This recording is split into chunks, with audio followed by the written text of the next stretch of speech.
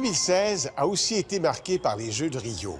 Au nombre des spécialités canadiennes, notons le cyclisme sur piste. Cette année, ce sont les femmes qui sont montées sur le podium, en poursuite par équipe, une discipline à la fois spectaculaire et riche en sciences. Deux équipes se poursuivent à train d'enfer pendant 4 kilomètres. Les cyclistes se suivent à quelques centimètres, sur des vélos sans frein ni dérailleurs. Comment ces 4 athlètes combinent-ils leurs efforts pour déjouer la résistance de l'air? À 60 km à l'heure, un cycliste consacre 90% de son énergie à vaincre la résistance de l'air. Casque, vêtements, roues, posture, tout est conçu pour l'aérodynamisme. Pour fendre l'air au maximum, le cycliste se fait le plus petit possible. Derrière lui se forme un tunnel dans lequel ses coéquipiers s'engouffrent. Pour le suivre, le deuxième cycliste n'a besoin que de 65% de sa puissance. Et les deux suivants de 55%. Ils conservent leur force, car le repos est de courte durée.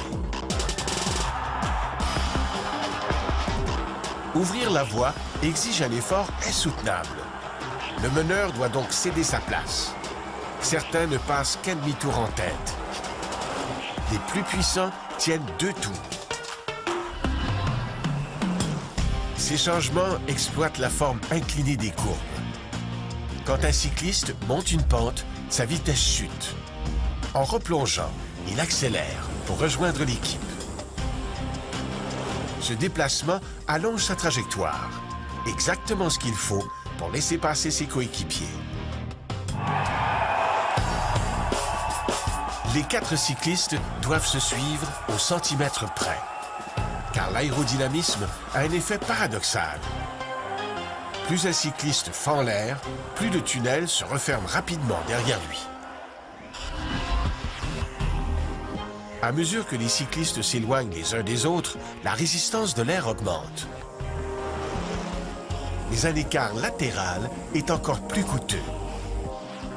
À 25 cm en dehors du sillon, un cycliste doit fournir autant d'efforts que s'il était 2 mètres derrière son coéquipier. L'alignement est crucial. En fin de course, un des cyclistes se sacrifie pour l'équipe.